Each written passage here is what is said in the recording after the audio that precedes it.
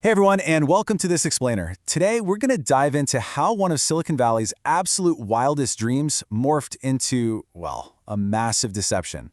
We're looking at a story that completely captivated the globe.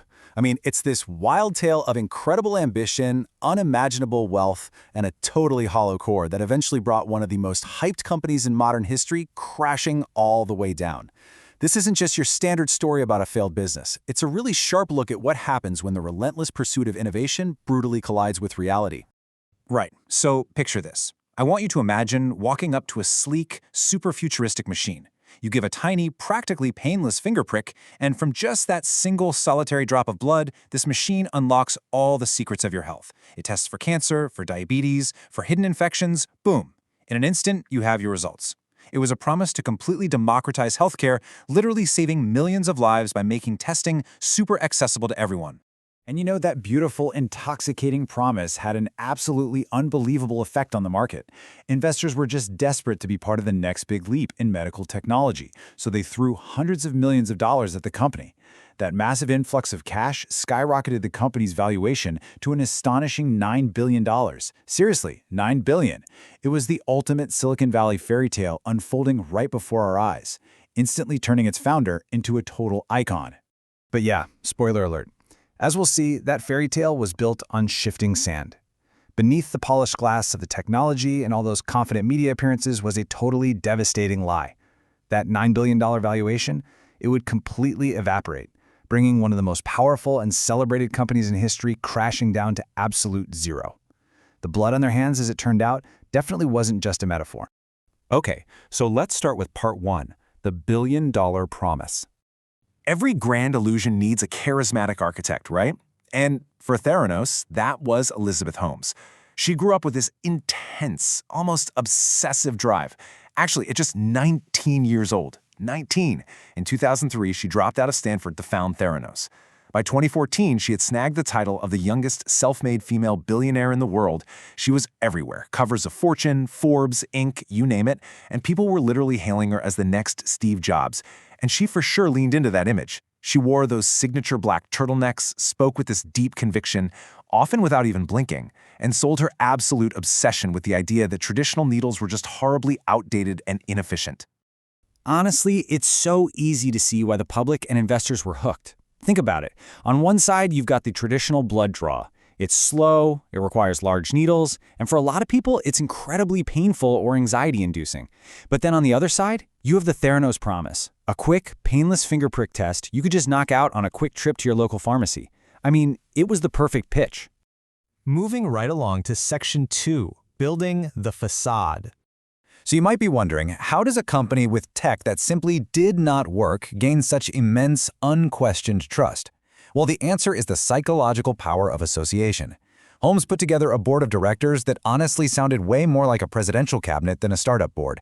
We're talking about massive heavyweights, former secretaries of state like George Shultz and Henry Kissinger, and retired military leaders like General James Mattis. When investors looked at Theranos, they weren't digging into raw, peer-reviewed data. Nope, they were looking at these absolute legends. The sheer weight of their reputations acted like this bulletproof shield of credibility that stopped people from asking the hard questions.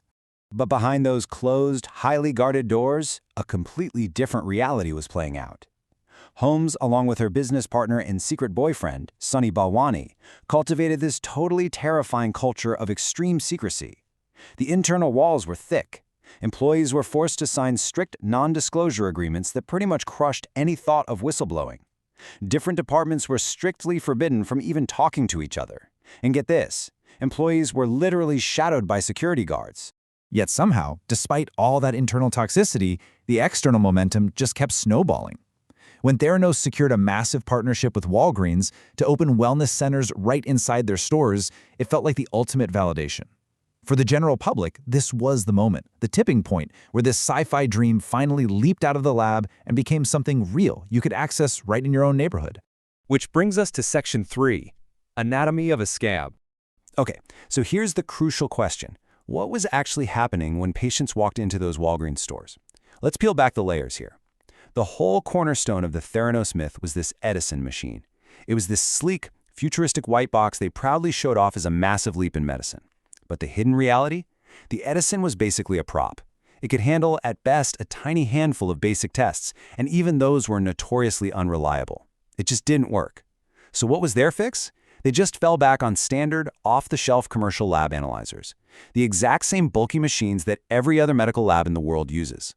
Let's break down the step-by-step hustle of how they actually pulled this off. Step 1, a patient gets their blood drawn at Walgreens, totally believing they're experiencing the future.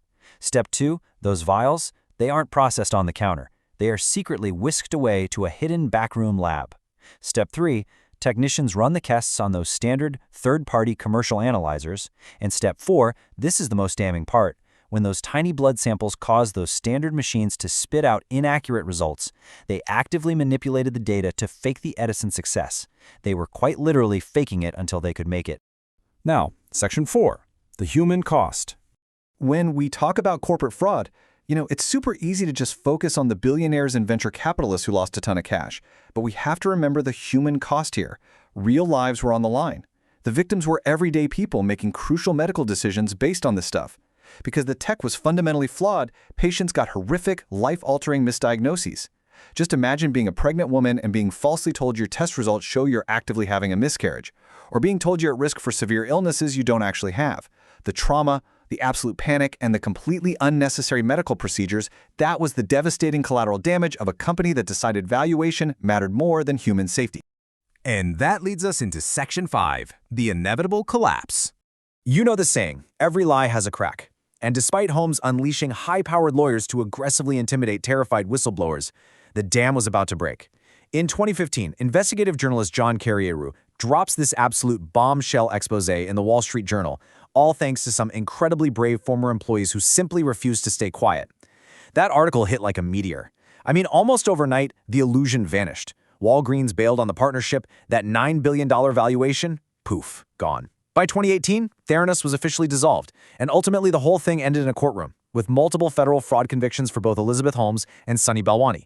The grand vision of changing the world ended with the grim reality of a prison cell. Finally, Section 6, the lesson. So what's the big takeaway from this staggering story of unchecked ambition?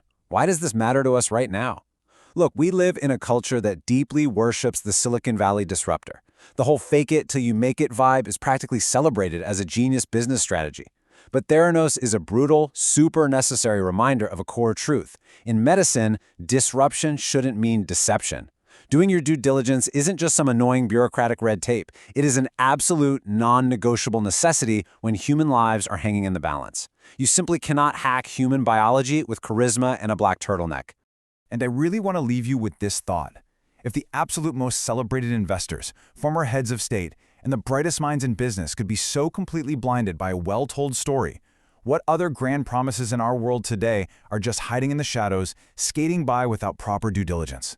It's a solid reminder to always look past the polished glass, because eventually, the truth always finds a way out. Thanks so much for joining me for this explainer, and keep asking the hard questions.